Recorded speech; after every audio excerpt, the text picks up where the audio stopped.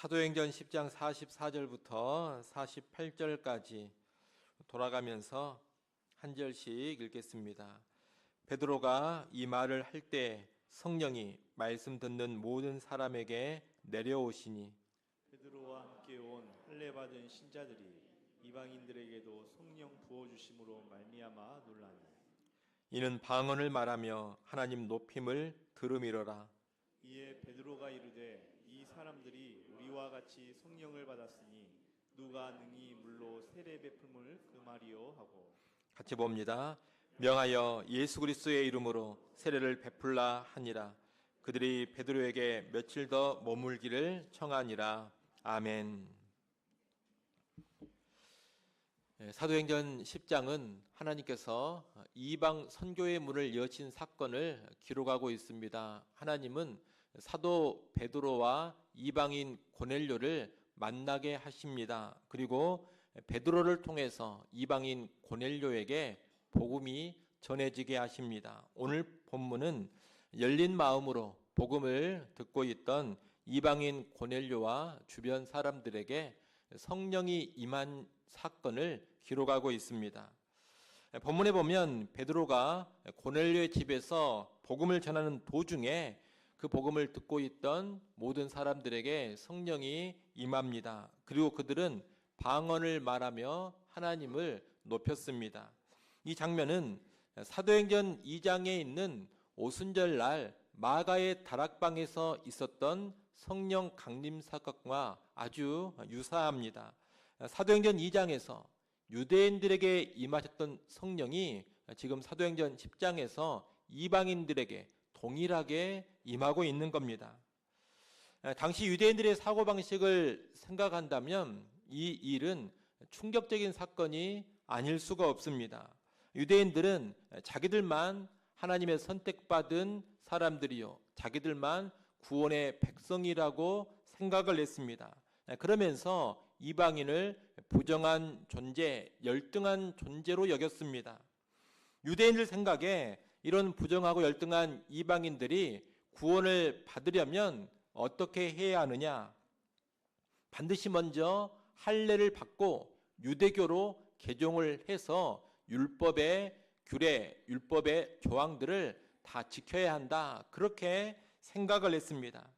이방인이 그렇게 하지 않으면 이방인은 절대로 하나님의 백성이 될 수 없다고 생각했습니다. 유대교로 개종하지 않으면, 할례를 받지 않고 율법의 규례들을 지키지 않으면 여전히 이방인 그 자체로 있는 것이고 여전히 부정하고 열등한 존재로 있는 겁니다. 사도 베드로도 사실 그런 생각 가운데 있었습니다. 베드로도 그런 생각 가운데 있었기 때문에 이방인 고넬료 만나는 일을 무척 주저했던 겁니다. 그런데 지금 무슨 일이 일어난 겁니까? 유대교로 개종하지도 않은 이방인 고넬료가 성령을 받은 일이 벌어진 겁니다.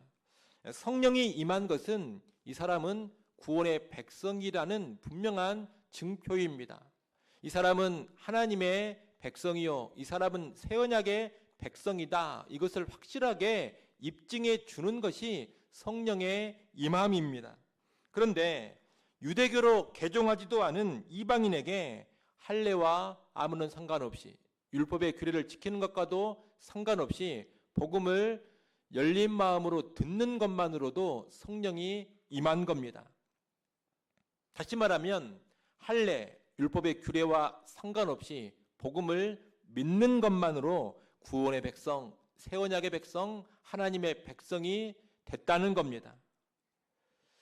우리가 사도행전 8장에서 사마리아 사람들에게 복음이 전해지고 이 사마리아 사람들에게 성령이 임했던 그 사건을 봤습니다.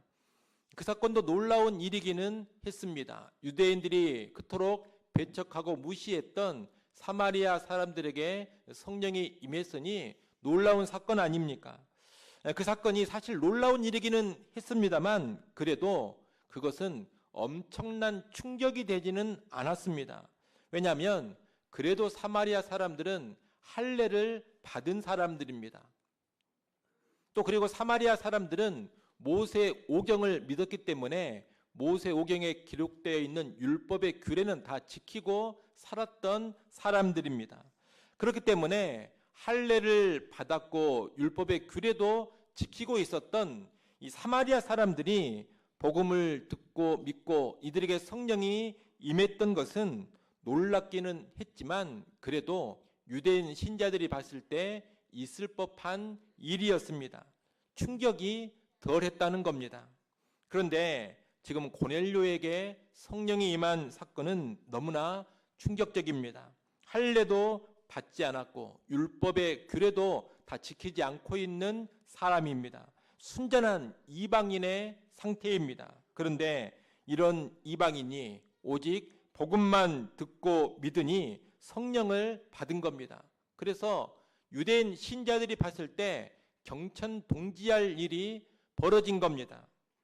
45절에 보면 베드로와 함께 온 할례 받은 신자들이 이방인들에게도 성령 부어주심으로 말미암아 놀라니 이렇게 되어 있습니다. 여기서 놀라다라는 단어는 번역이 좀 약하게 되어 있습니다. 이 놀라다라는 단어의 헬라어 언어를 보면 어떤 의미냐? 기이한 일이나 충격적인 일 앞에서 정신줄을 놓을 정도로 커다란 충격과 놀라는 것, 이것을 뜻합니다. 정신이 나갈 정도로 충격을 받으며 놀라는 그런 모습을 지금 베드로를 비롯한 할례 받은 신자들이 보이고 있는 겁니다. 번역을 조금 더 좋게 하려면 그래도 앞에 깜짝이라는 단어는 넣어서 깜짝 놀라니 이렇게 하면 언어의 의미에 좀 더 접근하리라 이렇게 생각이 됩니다. 그러면 여러분 할례도 없이 율법의 규례를 지키는 것도 없이 단지 복음을 들은 것만으로 성령이 임한 이 충격적인 사건은 무엇을 의미하는 겁니까?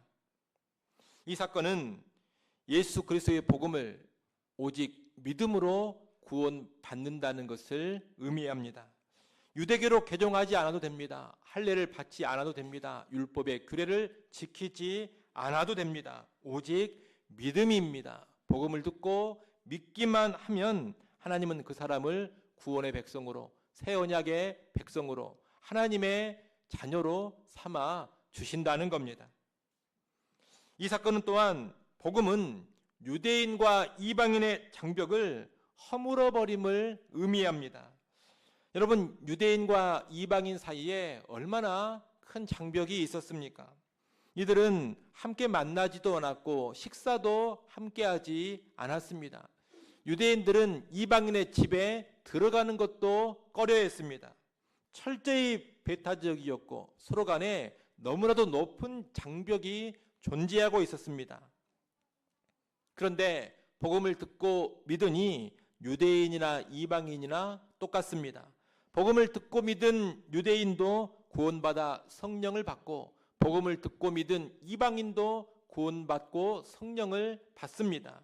47절을 보십시오. 47절에 보면 이에 베드로가 이르되 이 사람들이 우리와 같이 성령을 받았으니 이렇게 말하고 있습니다. 우리와 같다라고 말합니다. 복음을 듣고 믿으면 유대인이나 이방인이나 똑같다는 겁니다. 복음 안에서는 민족적인 장벽, 종교적인 장벽, 관습의 장벽, 신분의 장벽이 다 무너져 내리는 겁니다. 여러분, 오직 믿음입니다. 예수 그리스도를 믿기만 하면 유대인이든 이방인이든 누구나 구원받습니다. 그리고 예수 그리스도를 믿기만 하면 유대인이든 이방인이든 차별 없이 모두 다 하나가 됩니다. 이를 한 문장으로 말해본다면 누구든지 예수를 믿음으로 구원받고 하나 된다, 이렇게 말해볼 수 있겠습니다. 여러분 한번 따라해 보십시오. 누구든지 예수를 믿음으로 구원받고 하나 된다. 예, 그렇습니다. 여러분 누구든지 예수를 믿음으로 구원받고 하나 됩니다. 이와 연관해 사도 바울은 갈라디아서 3장 26절 28절에서 이렇게 선언합니다. 갈라디아서 3장 26절 말씀을 여러분이 한번 읽어보십시오. 읽습니다. 너희가 다 믿음으로 말미암아 그리스도 예수 안에서 하나님의 아들이 되었으니. 아멘. 하나님의 아들이 된 것이 구원을 뜻하는 겁니다. 그런데 어떻게 하나님의 아들이 됩니까? 믿음으로 말미암아 하나님의 아들이 됩니다. 구원을 받는다는 겁니다. 그 앞에 다 그랬습니다. 예외가 없습니다. 누구나 믿음을 가짐으로써 하나님의 아들이 됩니다. 구원 받는 겁니다. 이어지는 갈라디아서 3장 28절 말씀도 여러분이 한번 읽어보십시오. 읽습니다. 너희는 유대인이나 헬라인이나 종이나 자유인이나 남자나 여자나 다 그리스도 예수 안에서 하나이니라. 아멘.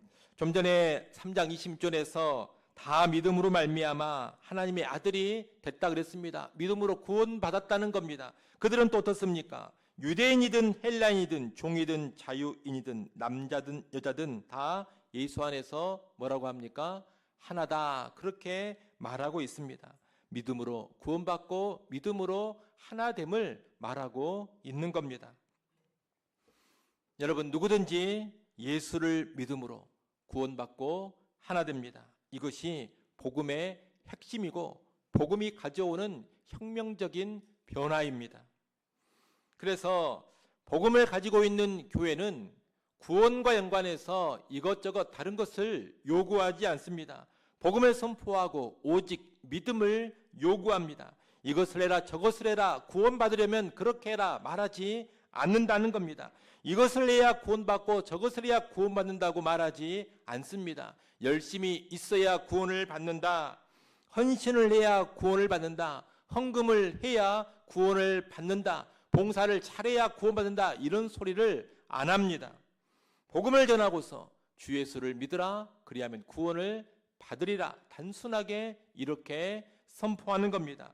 구원과 연관해서 믿음 외에 그 어떤 다른 것도 요구하지 않습니다. 그것이 복음을 가지고 있는 바른 교회의 모습입니다. 특히 복음을 가지고 있는 교회는 남녀노소 빈부 귀천을 따지지 않습니다. 인종과 민족을 가리지 않습니다. 믿음만 있다면 그 사람을 우리의 한 형제 자매로 받아들이는 겁니다. 그런데 안타깝게도 우리는 그러지 못할 때가 많습니다. 이런저런 다른 조건이 아닌 오직 믿음으로만 구원받는다. 이 진리는 많이 받아들입니다. 어렵지 않게 다 공유합니다. 그런데 어디에서 문제가 많이 생기느냐? 하나됨에 있어서 문제가 많이 생깁니다. 예수를 믿기만 하면 모든 장벽이 다 허물어지고 하나 된다. 여러분, 이것이 복음입니다. 그런데 우리는 복음이 허물어버린 장벽을 우리 임의로, 우리 스스로 다시 세울 때가 많다는 겁니다. 우리는 교회 안에서 나와 다른 사람, 나와 맞지 않는 사람, 내가 선호하지 않는 사람, 나와 갈등 관계에 있는 사람, 내 생활 방식과 잘 맞지 않는 사람, 이런 사람을 향해서 보이지 않는 벽을 내가 스스로 만들 때가 있습니다. 내 스스로 벽을 만들어 놓고 사람을 가리고 배척하고 멀리할 때가 있다는 겁니다. 그러나 여러분, 교회가 어떤 공동체인지를 분명히 알아야 합니다. 여러분, 교회는 비슷한 사람끼리 모여서 편안함을 추구하는 그런 공동체가 아닙니다. 달리 말하면 교회는 사교 모임이 아니라는 겁니다. 교회는 동호회도 아니고 친목회도 아닙니다. 교회는 하나님께서 택하신 영혼이 모이는 언약의 공동체입니다. 하나님이 값없이 불러주신 그런 사람들로 이루어진 은혜의 공동체인 겁니다. 그러므로 바른 교회는 사람을 선택하는 교회가 아닙니다. 바른 교회는 사람을 가려가면서 선택하는 것이 아니라 하나님이 보내주신 영혼이라면 그 어떤 영혼이 됐든지 간에 그대로 받아서 품고 가는 교회입니다. 바른 신자도 어떤 사람이냐? 교회 안에서 사람을 가려가며 선택해서 사귀어가는 사람이 아닙니다. 하나님이 한 교회로 보내주신 영혼이 있다면 그가 누가 됐든지 그 사람의 그 모습 그대로 받아서 품고 함께 가는 신자입니다.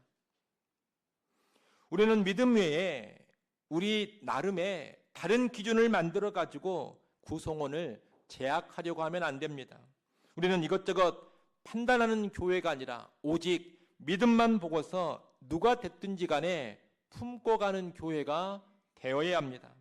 나와 잘 맞는 사람을 찾는 교회가 아니라 믿음만 있다면 그 누구와도 예수 안에서 하나가 되는 그런 교회가 되어야 합니다. 만민에게 열려 있으면서 하나님이 보내주신 사람은 그 모습 그대로 받고 품어야 합니다. 그것이 복음이고 그것이 교회입니다. 우리는 그런 복음으로 충만한 교회로 건강하게 세워져 갈 수 있기를 간절히 바랍니다. 이렇게 오늘 본문의 사건은 누구든지 믿음만 있으면 구원의 백성이 되고 예수 안에서 하나가 된다, 이 중요한 진리를 가르쳐 줍니다. 이것이 오늘 본문의 핵심적인 교훈입니다. 그런데 오늘 본문은 그 외에도 성령의 임하심과 연관해서 부수적인 교훈을 몇 가지 더 주고 있습니다. 그 부수적인 교훈들도 이 시간에 우리가 함께 살펴보는 것이 좋겠습니다. 세 가지 정도 부수적인 교훈은 간단하게 보도록 하겠습니다. 첫째, 성령은 말씀 가운데 임하신다는 겁니다. 보통 성령 그러면 기도와 많이 연결을 시킵니다. 물론 성령의 역사와 기도가 밀접하게 연관되어 있는 것은 사실입니다. 그러나 성경은 성령의 역사를 기도보다 말씀과 더 밀접하게 연결을 시킵니다. 오늘 본문 44절도 그것을 보여줍니다. 오늘 본문 44절을 한번 보십시오. 44절 말씀 같이 한번 읽어보겠습니다. 함께 읽습니다. 베드로가 이 말을 할 때 성령이 말씀 듣는 모든 사람에게 내려오시니 아멘. 여러분, 베드로가 말씀을 선포할 때 성령께서 누구에게 임하셨습니까? 말씀을 듣는 모든 사람에게 임하셨습니다. 말씀 가운데 성령이 임하셨다는 겁니다. 여러분, 성령님은 감정의 영이 아니십니다. 성령님은 진리의 영이시고 말씀의 영이십니다. 성령님은 말씀을 통해 역사합니다. 성령은 말씀을 통해 우리 죄를 깨닫게 하시고 회개로 이끌고 믿음의 결단으로 이끌어 가십니다. 성령은 말씀으로 우리를 인도해 가시고 성령은 말씀으로 우리를 거룩하게 변화시켜 가십니다. 그래서 성령 충만은 곧 말씀 충만입니다. 따라서 성령의 역사, 성령의 일하심이라고 하는데 그곳에 말씀이 없다면 의심스러운 겁니다. 말씀이 없는데 성령의 충만을 말하고 말씀이 없는데 성령의 역사를 말하고 있다면 그것은 다 가짜요, 거짓입니다. 성령은 말씀이 없는 곳에서 일하시지 않기 때문입니다. 그러면 우리가 오늘날 성령의 임하심과 성령의 충만을 사모한다면 그 시작은 어디서부터냐? 말씀을 가까이 하는 데서부터입니다. 말씀을 가까이 하는 데서부터 성령의 임하심, 성령 충만이 시작된다는 겁니다. 그런 여러분, 말씀을 잘 들으십시오. 말씀의 선포, 설교 듣는 일을 절대로 무시하면 안 됩니다. 오늘 본문에 있는 최초의 이방인에게 성령이 임한 사건도 설교 중에 이루어진 사건입니다. 설교를 등한시하는 사람은 성령과 필히 멀어지게 되어 있습니다. 또 말씀을 잘 읽고 배우고 묵상하십시오. 그럴 때 성령의 일하심이 내 삶 가운데 나타나는 겁니다. 성경도 읽지 않고 성경 공부도 안 하고 성경 묵상도 안 하는 사람에게는 성령이 일하실 여지가 없습니다. 그런 사람에게 성령의 임하심, 성령의 충만이 있을 리 없는 겁니다. 그런 여러분, 말씀을 사모하시고 말씀을 가까이 하시기를 바랍니다. 말씀 가운데 성령의 임하심과 성령의 충만을 추구하기 바랍니다. 여러분, 말씀을 강하게 붙잡는다면 반드시 진리의 영인 성령께서 여러분의 삶 가운데 일해 주실 겁니다. 둘째로 방언은 성령 임재의 표징이 되기는 하지만 절대적 기준은 아니라는 겁니다. 오늘 본문에서 성령이 임할 때 고넬료와 이방인들이 방언을 했습니다. 하지만 이것이 모든 신자들에게 반드시 나타나는 현상은 아닙니다. 이와 연관해 우리는 먼저 고린도전서 12장 30절 말씀을 봐야 되겠습니다. 고린도전서 12장 30절 말씀 여러분이 한번 읽어보십시오. 읽습니다. 다 병 고치는 은사를 가진 자이겠느냐? 다 방언을 말하는 자이겠느냐? 다 통역하는 자이겠느냐? 여기 보면 성령의 은사를 지금 말하고 있는데 지금 뭐라고 합니까? 다 병 고치는 은사를 가진 자이겠느냐? 다 방언을 말하는 자이겠느냐? 이럽니다. 이게 무슨 뜻입니까? 다 병 고치는 은사를 가질 수 있다는 겁니까? 그것이 아니라는 겁니다. 더불어 다 방언을 말할 수 있다는 겁니까? 그게 아니라는 겁니다. 다 말할 수 없다 이런 뜻입니다. 성령을 받은 신자들 모두가 방언을 말하는 게 아닙니다. 성령께서 주시지 않으면 방언할 수 없는 겁니다.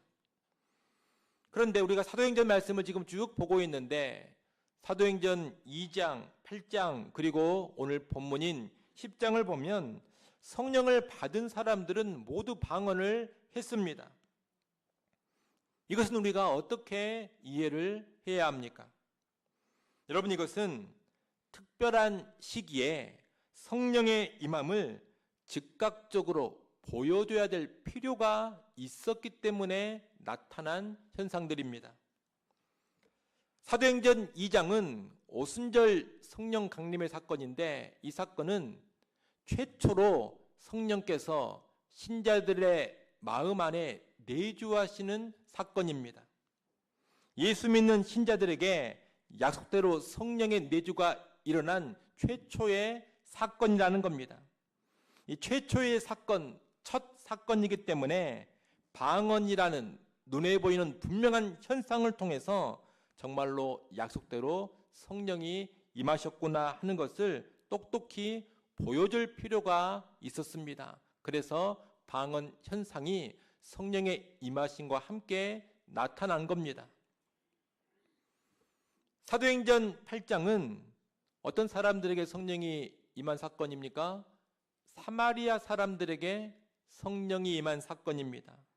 이때는 유대인들이 배척하던 사마리아 사람들도 하나님께서 구원하시고 성령을 주신다는 것을 눈에 똑똑히 보여지는 현상으로 알려줘야 했습니다.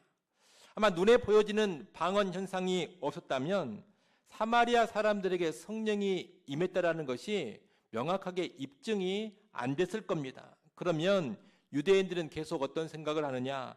사마리아 사람들에게 정말 성령이 임하였겠는가? 사마리아 사람들이 정말 구원을 받았을까? 계속해서 이런 의심을 갖는 겁니다. 그러나 오순절 사건 때와 동일한 방언 현상이 나타나니 어떻게 됩니까?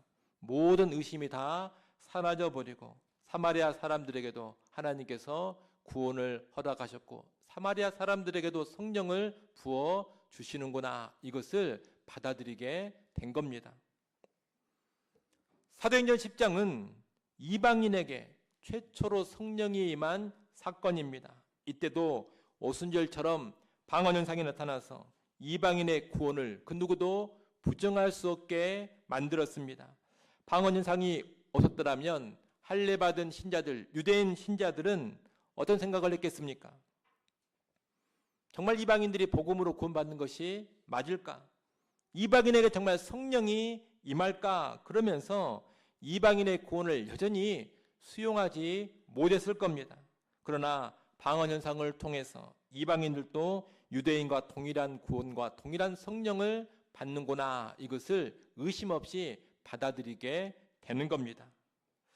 이처럼 사도행전 2장, 8장, 10장의 방언은 최초로 성령이 임하고 또한 복음이 유대인에서 사마리아인 그리고 이방인으로 확장되는 그 특별한 시점에서 성령의 임재를 분명히 보여주는 표징 역할을 했던 겁니다.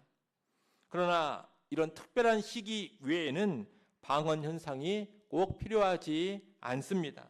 그 외의 때에는 성령님의 뜻에 따라서 방언 현상이 나타날 수도 있고 나타나지 않을 수도 있는 겁니다. 따라서 성령을 받으면 반드시 방언을 해야 한다. 방언하지 않으면 성령 받지 못한 것이다. 이런 생각은 잘못된 생각입니다. 성경의 원칙은 분명합니다. 예수 믿으면 약속대로 성령이 임하신다는 겁니다.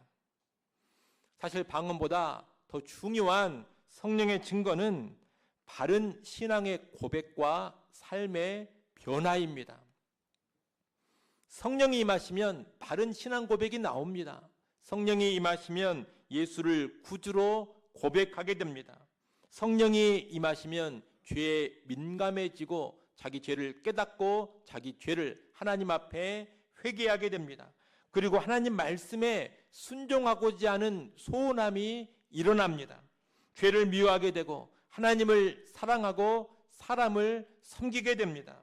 이런 모습은 특정한 사람이 아닌 성령 받은 모든 사람에게 공통적으로 나타나는 특징입니다. 방언 같은 즉각적인 증거가 없다 하더라도 삶 가운데 이런 변화가 나타나고 있다면 그 사람은 분명히 성령을 받은 겁니다. 그 사람 안에 성령이 계시고 성령께서 그 사람 안에서 일하고 계시는 겁니다. 그러니 우리는 방언 현상이 아니라 방금 말씀드린 그런 증거들, 신앙 고백, 삶의 변화를 가지고 성령의 임하심과 충만을 확증해야 하겠습니다. 마지막 세 번째로 성령이 임한 자에게 물 세례를 줘야 한다는 겁니다. 고넬료를 비롯한 이방인들에게 성령이 임하신 것을 확인한 베드로는 주저하지 않고 47절 하반절에 말을 합니다. 누가 능히 물로 세례 베품을 금하리요. 이방인에게 복음 전하는 것도 꺼려했던 베드로였지만 성령이 임한 것을 보고 나서 이제 지체 없이 이방인에게 세례를 주라 그렇게 명합니다.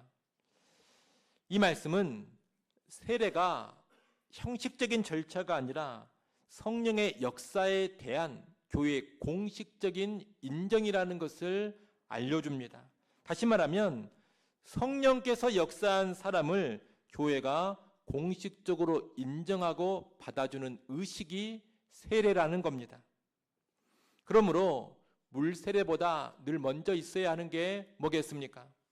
성령의 임하심 또는 성령의 역사하심이 항상 먼저 있어야 하는 겁니다. 교회는 그 성령의 임하심, 성령의 역사하심을 확인하고서 그것이 분명한 사람에게 물 세례를 베푸는 겁니다.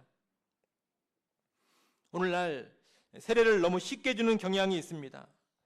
제대로 된 신앙 고백도 없는데 그냥 줍니다. 이것은 거룩한 예식인 세례를 가볍게 만드는 겁니다.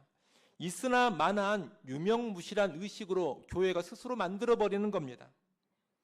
그러나 여러분, 세례는 복음의 역사, 성령의 역사를 공동체가 함께 확증해 주는 의식입니다. 복음을 듣고 예수를 나의 구주로 믿는 일, 예수를 내 삶의 주인으로 모시는 일은 그냥 되는 게 아닙니다. 성령이 역사하셔야지만 되는 일입니다. 성령의 역사 없이는 여러분 절대로 복음이 믿어지지 않습니다.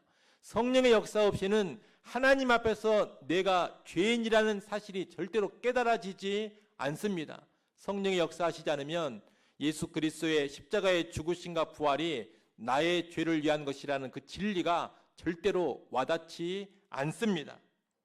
성령이 역사하지 않으면 절대로 예수를 내 인생의 주인으로 모셔드리지 않습니다. 오직 성령이 역사해야지만 그런 인식, 그런 깨달음, 그런 믿음과 그런 결단이 생겨나게 되는 겁니다. 그래서 교회는 세례를 줄 때 뭘 확인하는 겁니까? 그런 믿음이 있는가? 그런 결단이 분명히 있는가? 이것을 확인하는 겁니다. 그 믿음과 결단을 잘 살피고서 이 사람에게 참으로 성령의 역사가 있다, 이것이 인정될 때에만 물 세례를 베푸는 겁니다. 여러분, 우리는 이런 식으로 나아가서 세례가 쉽게 남발되지 않도록 해야 합니다. 아울러 교회는 세례를 줄 때 너무 엄격한 기준을 제시하면서 세례받는 것을 그냥 무조건 어렵게 만드는 일도 조심해야 합니다. 오늘 본문에도 보면 다른 것을 보지 않습니다. 뭐만 보고 있습니까? 성령이 임했는가? 이것만 보고 있습니다. 그러니 교회는 성령의 역사에서 나오는 분명한 신앙 고백과 성령이 일으키는 기본적인 삶의 변화가 있다면 지체하지 않고 세례를 줘야 합니다. 신앙 고백이 확실한가? 예수를 주인으로 모시고 예수를 위해 살고자 하는 결단을 내렸는가? 그런 고백과 결단 가운데 예배 잘 드리고 있는가? 이 정도가 분명하면 세례를 주는 겁니다. 그러지 않고 어려운 규칙들을 이것저것 많이 만들어 놓고 이 규칙들을 다 지키는 사람에게만 세례를 주겠다, 이러면 안 된다는 겁니다. 분명한 신앙 고백과 기본적인 삶의 변화가 있으면 지체하지 않고 그 사람에게 세례를 줘야 합니다. 결국 세례는 쉽게 남발해서도 안 되지만 세례 받는 것을 너무 어렵게만 만들어 놔서도 안 됩니다. 검증 과정을 충분히 거치면서 분명한 신앙 고백, 기본적인 삶의 변화가 있다면 주도록 해야 합니다. 그것이 세례를 바르게 다루는 겁니다. 이제 말씀을 정리합니다. 오늘 본문에 이 고넬료를 비롯한 이방인들에게 성령이 임한 사건은 핵심적인 교훈과 부수적인 교훈을 포함해서 다음과 같은 4가지 진리를 강하게 선포하고 있습니다. 첫째, 복음은 모든 장벽을 무너뜨립니다. 그러므로 우리는 복음이 무너뜨린 이런 장벽을 다시 세우지 않아야 합니다. 예수를 믿는 자라면 그 어떤 조건 없이 누구라도 하나님의 자녀로 받아들이고 하나 되어 나가야 합니다. 둘째, 성령은 말씀 가운데 임하십니다. 말씀을 멀리하는데 성령의 역사를 기대하는 것은 어불성설입니다. 성령의 임하심과 충만은 말씀을 떠나 존재하지 않습니다. 셋째, 성령의 증거는 방언보다 삶의 변화입니다. 성령이 임하시면 사람은 변합니다. 예수를 구주로 고백하게 되고 죄를 미워하게 되고 말씀에 순종하고자 합니다. 방언은 특별한 표징이지만 방금 말씀드린 이런 변화는 성령 받은 모든 성도의 공통된 증거입니다. 넷째, 세례는 성령의 역사를 교회가 공식적으로 인정해주는 표입니다. 세례는 아무에게나 줄 수 없습니다. 교회는 성령의 역사가 분명히 확인된 사람에게 세례를 주어서 그를 교회의 지체로 받아들여야 합니다. 여러분, 오늘 말씀은 우리에게 분명히 요구하고 있습니다. 복음이 무너뜨린 장벽을 다시 세우지 말아라. 말씀 없이 성령을 논하지 말아라. 방언보다 삶의 변화로 성령을 증명해라. 성령이 역사한 사람을 교회 공동체로 받아들여라. 이 말씀의 요구에 온전히 순종하는 우리 모두가 될 수 있기를 간절히 바랍니다. 기도합니다. 하나님 아버지, 이방인 고넬료의 집에 성령이 임하신 사건을 통해 복음을 다시금 살펴보게 하시니 감사합니다. 주님, 복음이 모든 장벽을 허무는 능력임을 믿습니다. 우리 마음속에 남아있는 장벽을 허물어 주시고 주께서 보내신 영혼을 기쁨으로 품고 함께 가는 교회가 되게 하여 주옵소서. 성령님은 말씀 가운데 임하시는 분임을 고백합니다. 우리가 말씀 앞에 겸손히 서게 하시고 말씀 가운데 일하시는 성령의 역사를 경험케 하여 주옵소서. 성령의 증거는 방언보다 변화라는 것을 배우게 하시니 감사합니다. 우리의 삶에 참된 회개와 순종의 열매가 나타나게 하시고 예수를 구주로 고백하며 더 깊이 사랑하는 증거들이 드러나게 하여 주옵소서. 또한 성령께서 역사하신 영혼을 바르게 분별하고 받아들이는 건강한 교회가 되게 하여 주옵소서. 예수님의 이름으로 기도드리옵나이다. 아멘.